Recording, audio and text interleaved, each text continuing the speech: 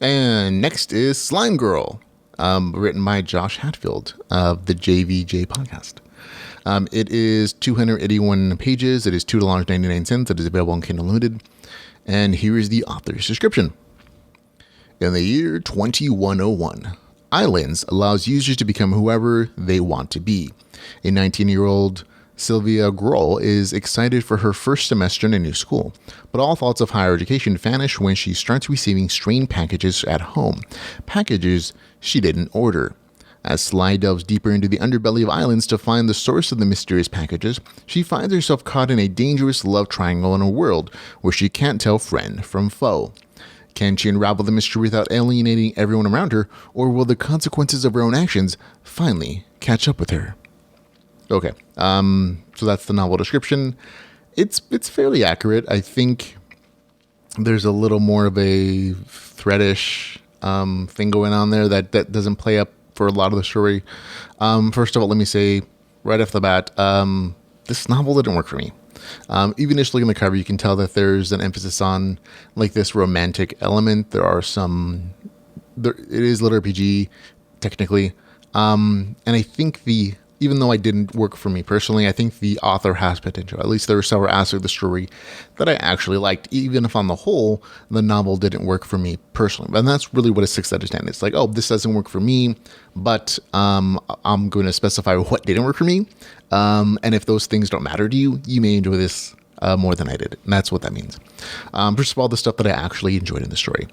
One, the biggest selling point in the story, which is not highlighted at all, is definitely the humor. It has this snarky, fun, bantery dialogue and sense of humor that I thought was really undersold, even in the novel description and even by the author. Especially the dialogue between the main character and her mom. That is, if that's all the novel was, if it was just those conversations, this would have gotten like a much better score. Those conversations make me laugh even thinking about it now. It's good banter. It's also a good relationship development between the main character and mom. I really enjoyed that aspect of it. The second thing I liked about the story was a couple of the RPG scenes. Again, this is taken lit RPG. I don't get into why it's on the technical side, but there are a couple RPG scenes towards the end of the story that I actually thought were original and were interesting. The ones earlier in the novel, not so much, but the ones later in the story, especially the last two, the Taco Bell sponsored heist, I thought was really neat, and the last PvP I thought was really well done.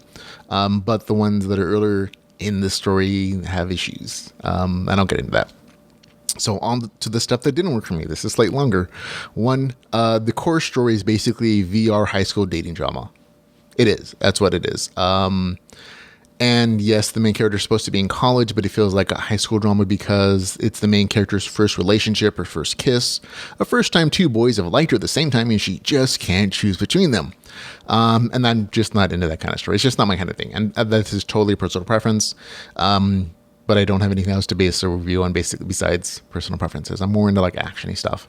And that's okay. Like I said, if you like this kind of story setting, and if you're, you might like this more than that's perfectly okay. We can have different taste. And like I said, I would actually recommend this to anybody who likes like this high school VR relationship. That would absolutely be the case. It just didn't work for me personally. And that's probably the biggest aspect of it, because it doesn't focus on any RPG stuff. It focuses instead on literally just virtual reality high school dating drama. The main character logs into a game. It's this virtual reality world. She goes to this college and she meets a couple boys, and it's really about her new relationship and her feeling confused about, oh, two boys like me and what am I supposed to do with them, and going on dates with them. And it's just set in virtual reality, and they go on some RPG dates basically where they do things in virtual reality that happens to level her, and not in like sexual ways. She's like literally just like, oh, she gets into levels, she develops class stuff, and all that does exist, but it's not the focus of the story.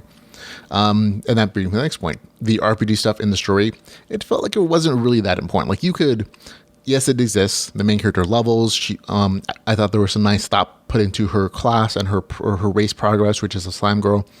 But ultimately, on the whole, it doesn't matter to the story. If you took those elements out of the story, it would really just be the same story. Like if you took all the RPG elements out of this novel, the main character and her dates would just go on and do other date stuff. In this case, the author chose specifically to make it RPG by making those dates RPG related, and RPG progression by giving her like experience points when they completed their dates and stuff, and for killing stuff. And so it is technically RPG, but again, that's not really the focus here. So there was that. 3, the combat is semi-regular in the story. However, it's not really well written until like the last couple of RPG scenes, and that's just unfortunate. I think it's more along the lines of like, oh, this is the author's first book. He's trying to find his writing style and how to write things well, and he figures it out by towards the end of the story. The beginning, however, is a little rougher, and especially those action scenes. They were like, oh, that's not entertaining to read. A few of those combat scenes and sentences, I was like, oh, okay, that's fine. It's just know what you're getting into. The ending of the story, while it was kind of tense, it was kind of a little bit of a letdown when the big reveal of who the bad guy was. With the reveal, the reader is given like this new information in the form of a flashback showing how it's all started. And I'll honestly disappoint in the respect of like, oh, there's this kind of tension built up throughout the story leading up to this big reveal. And in this kind of like mysterious situation, I expect to be giving clues about, oh, who the bad guy is supposed to be, right? But then with the big reveal, it's like, oh, you're never going to figure, like, it was presented in such a way that the reader was never going to have been able to figure it out. It really was just like, oh, this flashback, the character putting together all these pieces in a scene where it's like, oh, we were never given this information or any hints about this information that this ever existed, so we were never going to figure it out. And in that way, it was a little disappointing that I as a reader, especially when it's like this mystery kind of threat subtext of like, oh, I should have been given a little more information about what was possible or like clues about it, so that when the big reveal was, either I'd already figured it out and I felt really smart, or the reader in retrospect, oh yeah, all those pieces work together, and that would make them feel smart as well. And that just wasn't the case here. Overall, although there are several aspects I liked about the story, again, on the whole, it didn't work for me because it is like 90% of the story is just like, oh, it's VR dating stuff and with high school level like relationship mechanics. And I was like, oh, okay, that's perfectly fine, perfectly valid. It is technically a liberty story. It's not getting like negative reviews in that respect, but that kind of storyline just doesn't work for me, and that's okay. You can tell as the author is writing the story, he's figuring out his style, he's figuring out his writing, and that's okay. It just takes a little while to get there. I'm not sure everybody's going to be willing to go through the waiting period until it gets really good. But if you like high school romance drama, I think it's worth giving a chance. It just didn't work for me personally. So forget to score 6 out of 10 from me. That's Slimegirl with the score 6 out of 10. But again, if you like that kind of storyline, you might like this better than I did. So there you go.